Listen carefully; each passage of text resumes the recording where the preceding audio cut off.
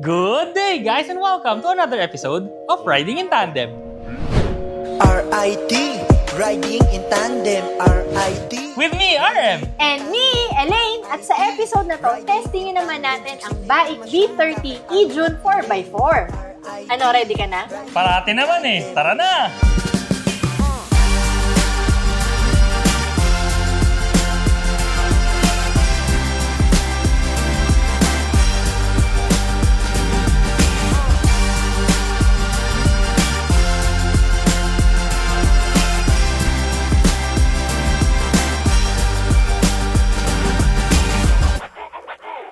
Ang makina nito ay 1.5-liter dual electric motor with gasoline power generator.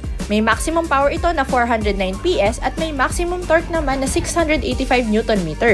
Ang transmission nito ay 2-speed dedicated hybrid transmission.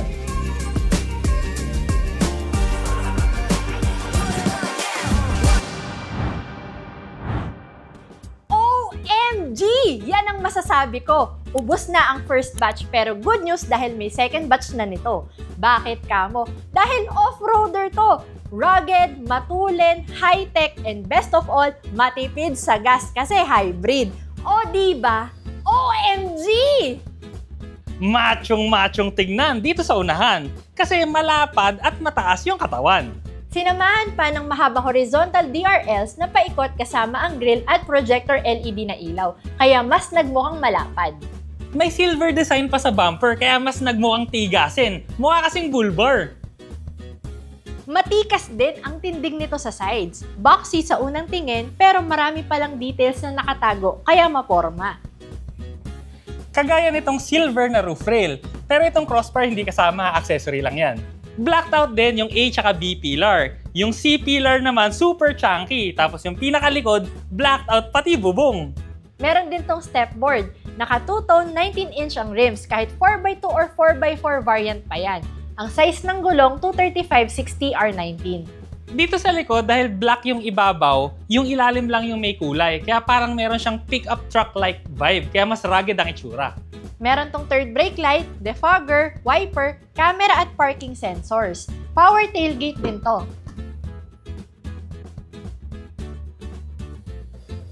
Ang ganda pagpasok mo dito sa loob. Kasi yung pagka-green sa labas, ganun din yung mga accents na green dito sa loob. Terno. Meron sa dashboard, meron sa pintuan, meron din sa upuan. Pero simulan muna natin sa ibabaw. Meron tong panoramic sunroof. Simula dito sa unahan hanggang dulo sa likod. Bukas na bukas. Ang mga controls nito nandito sa bandang unahan. Frameless din yung rear view mirror. Ang dashboard naman may mga soft touch material sa ibabaw. Yung bandang gitna, meron siyang mga horizontal lines na design. Ang ganda niyang tignan. Tapos terno nga yung green. 10.25 inches yung instrument cluster. Sa left side merong speedometer. Yung right side naman nagbabago-bago kasi ng mga information, no?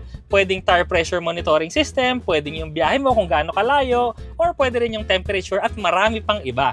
Leather wrapped yung manibela, ang sarap hawakan kasi ang lambot. Yung ibang parts pa nito perforated.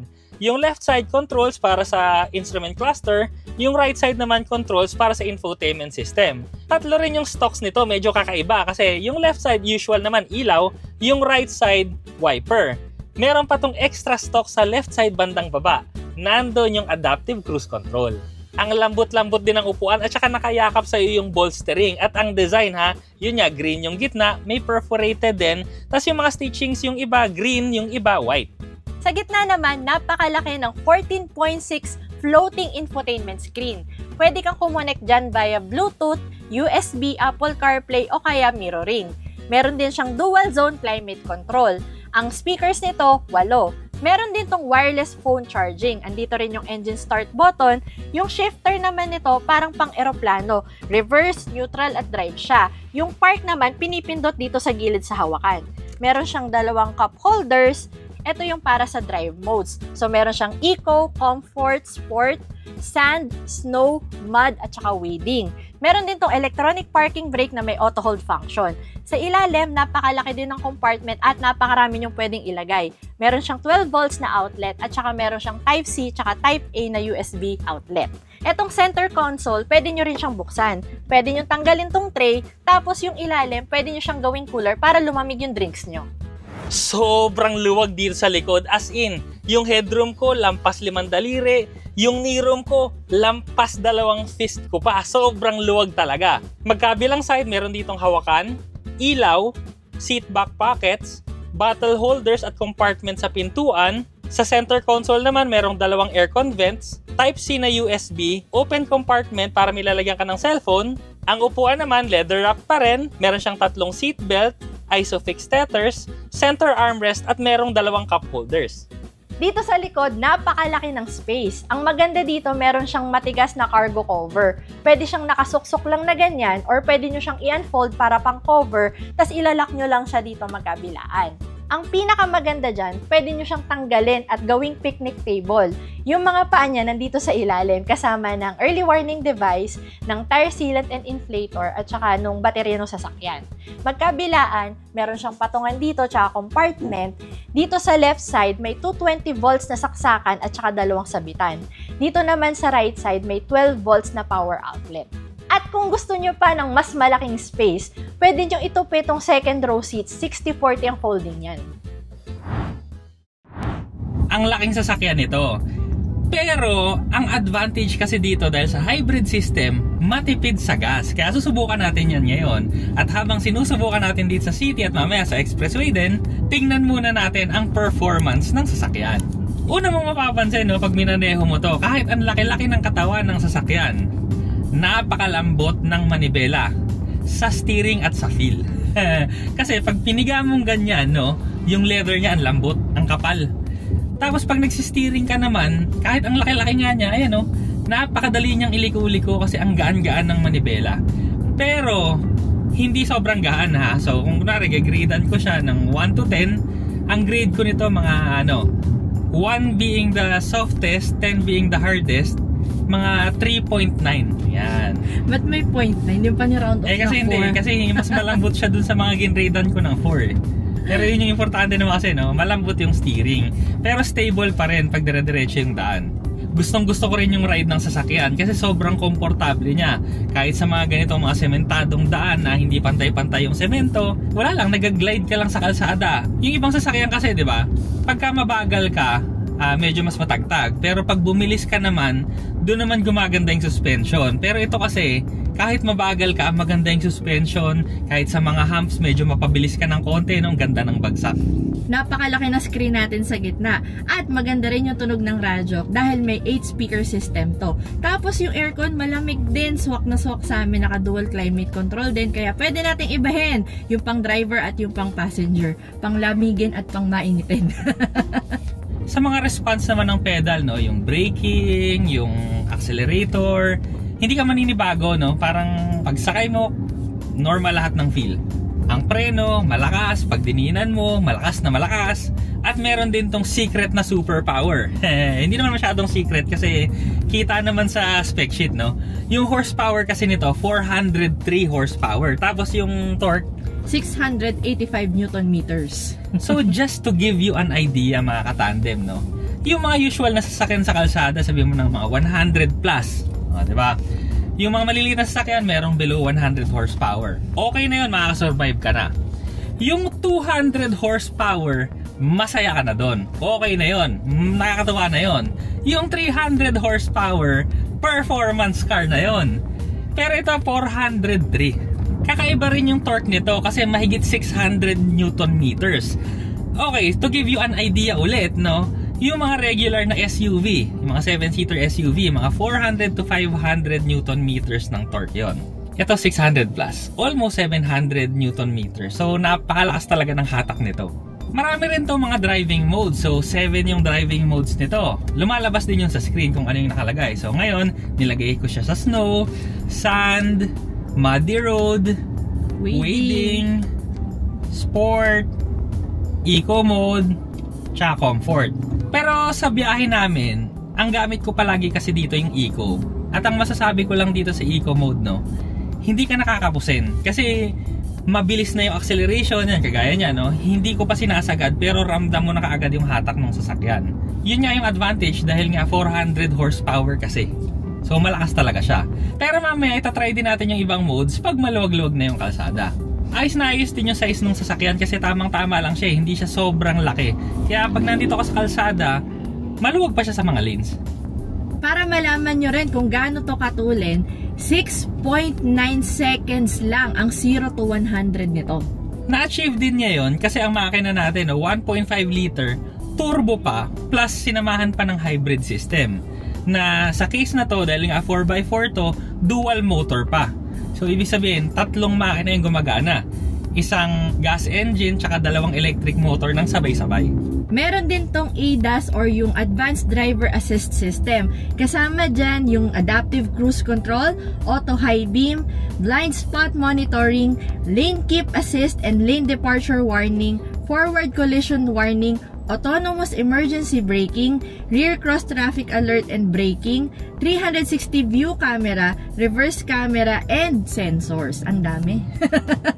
Ibig sabihin lang yan, di ba? Rugged ka na, matipid ka pa sa gasolina, tapos high-tech pa, tsaka safe na safe. Yes. Pero ang pinakagusto namin dyan, above all, sa lahat ng mga safety systems, pero yung convenience kasi na nanalo sa amin, yung Adaptive Cruise Control. Na meron din tong traffic jam assist kasi ngayon, naka-adaptive cruise control tayo, pero ang andar natin 6 km/h lang. Nakasunod lang tayo sa kotse sa unahan, pero nakaprogram siya ng 20 km/h. Pag nasa expressway ka rin, syempre pwede mo namang iset to ng mas higher speeds. Depende na kung ganong kabilis ang gusto mo. Pero sobrang convenient kasi tingnan mo, di ba? Maliliit yung kalsada, traffic. So wala lang, hindi na ako nagpepreno, hindi ako nagagas, sumusunod lang siya dyan sa kotse sa unahan. O ito pa rin yung pako, namreno siya, nakahinto na tayo, pero siya lang kusa. Oy! May auto start stop function din to ha. At saka ang tagal kong nakahinto doon. Siguro may mga 25 seconds yon. So hindi ko lang ginagalaw. Tapos umaandar siya ng kusa. O ngayon, umandar ulit siya ng kusa. So napakaganda nito kasi usually kasi pagka mga traffic jam assist no, yung stop and go function yan, usually 3 seconds lang yan eh. Kung kunwari huminto ka, 1, 2, 3, pag hindi pa nag-go yung sasakyan sa unahan mo, wala na yon. Pero dito, yun nga, kahit matagal, basta nag-go yung unahan mo, mag-go na siya. At saka ang swabe rin kasi hindi siya biglaan mamreno, yung acceleration niya, swabe lang din. At habang nagmamaneho ka rin, di ba, automatic na siyang namemreno ngayon, automatic siya na nag-go ngayon. Pero, pag umulan, automatic din aandar yung wiper. Pag dumilim, automatic din gagana yung ilaw. So, di ba, ang ganda magmaneho ng ganyan sa sasakyan. Lahat automatic. Meron nga palang 4 na modes itong sasakyan na to. Meron siyang EV mode, engine drive mode, parallel drive mode, at saka battery regeneration. So, yung EV drive mode, gumagana siya pagka ganitong mabagal ka lang. Yung engine drive naman, pagka nasa highway ka na. Yung parallel drive, pagka bumabanat ka na sa mga high speeds or mag-overtake ka, ganon. At yung battery regeneration naman, pagka nakatigil ka, yung battery, magre-regenerate siya ng kusa para sa'yo. Pero, huwag nyo nang isipin yung mga modes na yan. Kasi, kung ano yung kailangan nyo, yung sasakyan na mismo, yung mag-iisip para sa inyo. Kung ano yung kailangan mo, ibibigay na lang niya sa'yo. Siya na bahala.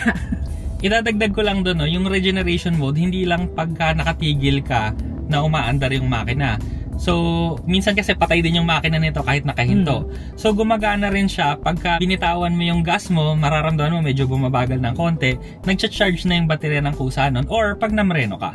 Tsaka in case nakukuha ka na nito, no, meron kasing 4x4 to, tsaka meron ding 4x2. Pero ang kinaganda kasi, yung mga ADAS, lahat ng tech, kahit yung itsura, iisa lang sila. Ang pinagkaiba lang talaga nila, no, 4x4 yung isa, naka-dual motor, or single motor siya, tapos 4x2. Pero may konting pagkakaiba rin sila sa horsepower at saka sa torque. Pero bahagya lang, masaya pa rin. With regards to horsepower and torque naman, ang 4x4 naka 403 Nm tapos 685 Nm ng torque. Pero yung 4x2 naman, naka 329 horsepower and 550 Nm ng torque. Ay, isa pa palang difference kasi yung 4x2 wala siya nung wireless charging. Etong 4x4 meron. At kung kuha ka nito, no, ang warranty 5 years or 150,000 kilometers. So grabe, no? Matitindi kasi usually, ano lang, diba? 3 years, 100,000 kilometers. Pero ito, grabe, 5 years na, 150,000 kilometers pa. At nandito na tayo sa South Luzon Expressway para kumpletuhin ang ating fuel run. Kung kamusta ba kumain ng gasolina to. Pero itatry na rin natin muna yung ibang modes na natira natin kanina. So kanina kasi eco lang yung mga ginagamit ko, no? Ngayon naman naka-comfort mode tayo. Malakas na yung hatak ng comfort, kaya nga sabi ko sa inyo kanina okay na nga ako sa eco mode, pero mas malakas pa yung comfort. Tapos yung sport mode, yung iba, yung mga sun, di na natin gagamitin yun. Yan, yung sport mode na lang. Uy, mas malakas, syempre mas malakas. Pero kung ako, hindi ko na to gagamitin kasi ano to kumbaga, kaya nga ako bibili nito sa sasakyan na to. Gusto ko yung komportable, gusto ko yung matipid sa gasolina, pero at least alam mo na pwede niyang tumulin, no? Sa bagay yun nga, pati nga eco matulin pero babalik ko na sa eco kasi syempre baka masira yung ating fuel figures. Kasi syempre mas pinipiga mo, mas lalakas din siya sa gas, pero kung katamtaman lang, no, maganda siya. Kanina actually sa city nakakuha kami mga around 15 kilometers per liter. City yun ha. So just to give you an idea mga katandem, yung sasakyan namin 1.5 naturally aspirated. Sa mixed driving, mga 12 to 13 lang kami. Mixed driving yun, ibig sabihin may highway pa yun. Pero dito sa city driving, 15 kilometers per liter. Ngayon, nasa expressway naman kami. Nakakakuha kami dito ng 18 kilometers per liter. Pero may halo pang konting traffic pa. Kasi mukhang ginagawa yung kalsada. May mga construction. Kaya nagbabagal yung mga kotse. Kaya ngayon, ang takbo namin nga sa SLEX ay 18 kilometers per hour. So, medyo mabagal yung andar natin. No? Pero surprising, di ba? 18 kilometers per liter kami, traffic pa sa expressways. So kung susumahin mo, no, sa pagkain ng gasolina nito, no, para siyang sexy. Macho ang katawan pero sexy lang kumain. Pasip-sip lang. Isa pa, no, nasa expressway kasi kami, napaka-komportable talaga ng suspension kahit sa mga high speed na ganito. Tas ang tahimik, ang sarap gamitin.